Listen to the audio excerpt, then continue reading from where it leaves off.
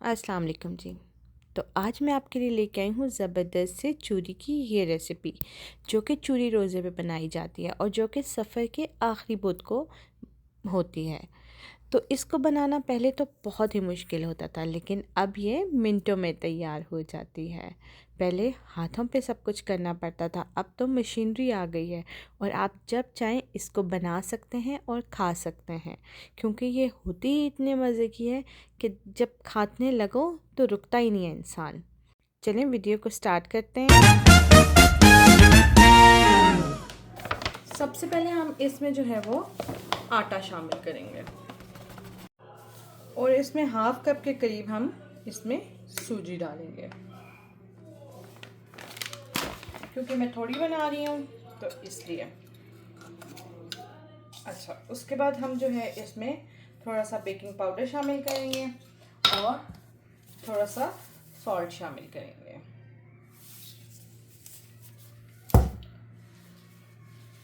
इसके बाद बारी आती है, आप घी डालें या फिर ऑयल डाल सकते हैं। मैं ऑयल डाल रही हूँ इसमें, ठीक है। ये मैं इसमें थोड़ा सा ऑयल शामिल कर रही हूँ।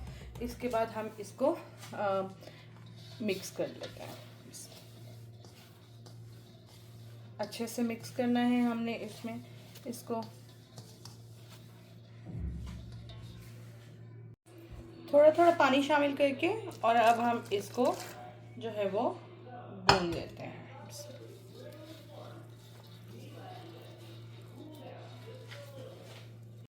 ये देखें जी, ये हमने इसका बेहतरीन सा आटा जो है वो गूंद लिया है।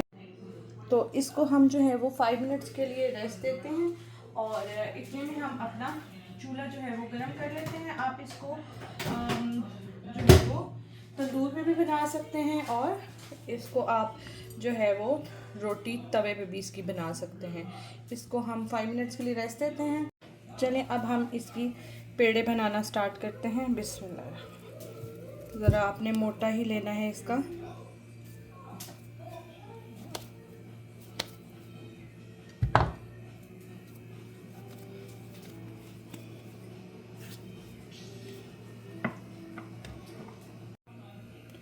इसको हम हल्के हल्के हाथों से हम इसको ऐसे करते हैं।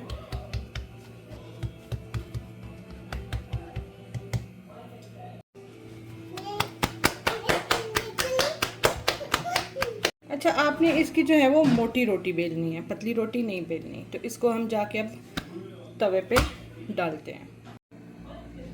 बिस्मिल्लाह। और तवे की आंच जो है हमने हल्की लो टू मीडियम रखनी है, क्योंकि ये मोटी रोटी होगी तो इसलिए इसको ज़रा पकने में थोड़ा टाइम लगेगा। अगर हम तेज़ चूल्हा करेंगे तो वो फ़ौरन से ऊपर से क्रिस्पी हो जाएगी, तो वो जो है अंदर से कच्ची रह जाएगी। तो इसलिए हम इसको लो टू मीडियम फ्लेम पे पकाएंगे। साइड्स को जो है चेंज कर लेते हैं।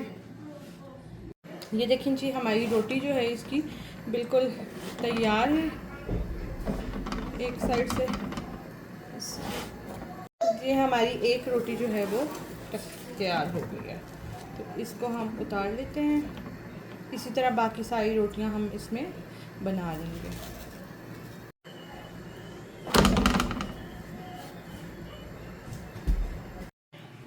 अभी जो हमने रोटी उतारी है उसको हम, बहुत गर्म है, इसको हम छोटे छोटे पीसेस में कर लेंगे। और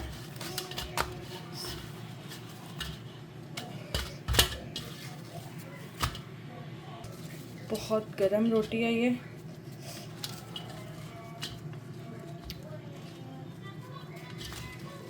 आप इसको ग्राइंडर में भी ग्राइंड कर सकते हैं अगर आपके पास बाकी चीज़ें अवेलेबल नहीं हैं। आप अगर दूसरे कंट्री में रहते हैं तो आप इसको चॉपर में जो है वो चॉप भी कर सकते हैं।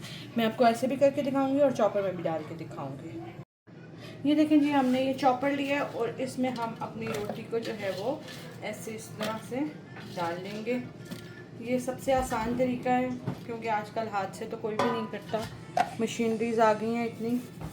और चूरी रोज़े वाले दिन बाहर भी मशीनरी लग जाती है, तो इसलिए हम इसको घर पे ही आसानी से इसको बना लेते हैं, चॉप करते हैं।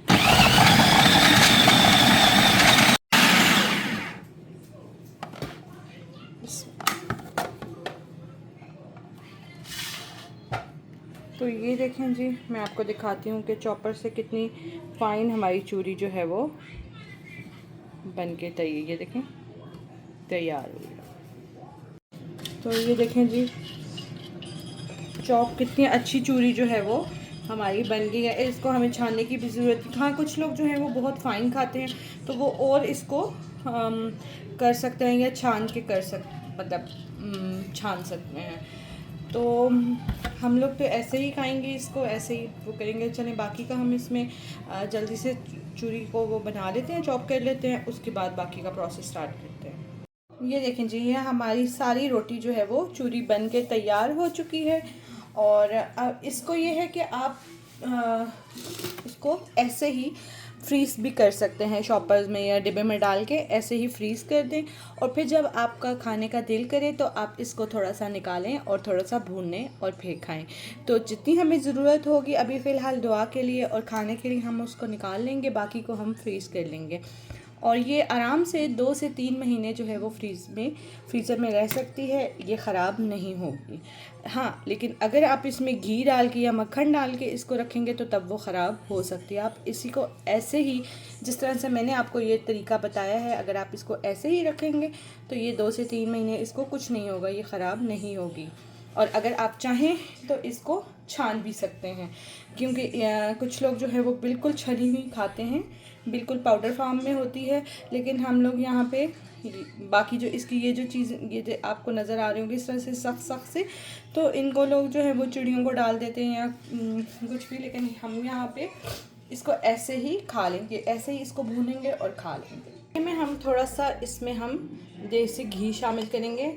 याद रहे पहले हमने ऑयल डाला था और अभी हम जो है वो देसी घी इसमें शामिल कर रहे हैं। घी जब थोड़ा सा गर्म हो जाए तो उसमें हम जो है वो थोड़ा सा इलायची पाउडर शामिल करेंगे।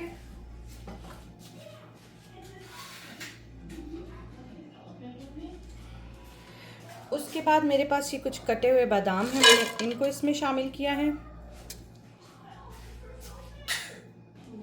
इनको अच्छी तरह से हम जो है वो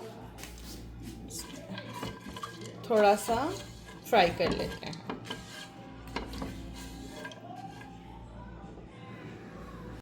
तो अब हम इसमें अपनी जो चूरी है उसको इसमें शामिल करेंगे और इसको अच्छे से हम भूनेंगे। इतना भूनना है कि ये जो कलर है ये बिल्कुल डार्क हो, जिसका कलर बिल्कुल चेंज हो जाएगा। ये देखें, अभी हम चूरी को जो है वो ऐसे भून लेंगे अच्छे तरीके से, और ताकि इसका कलर भी चेंज हो जाएगा। ये देखिए,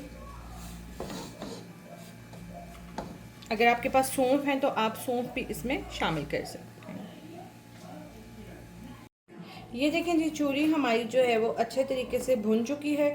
तो इसको अब हम चूल्हा बंद करके और ठंडा होने के लिए रख देंगे।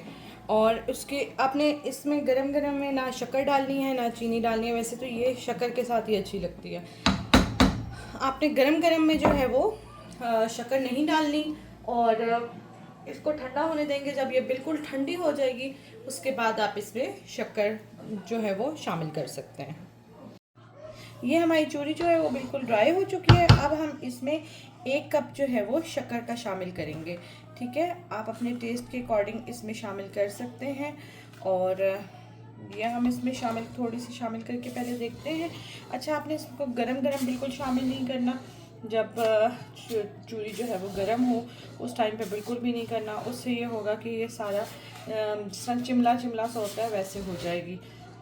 तो इसको थोड़ा पहले ठंडा होने देना है, उसके बाद आपने इसको जो है वो इसमें शामिल करना है शक्कर को। तो उम्मीद करती हूँ आपको आज की वीडियो पसंद आई होगी। वीडियो पसंद आई हो तो लाइक और सब्सक्राइब करके शेयर कर दें।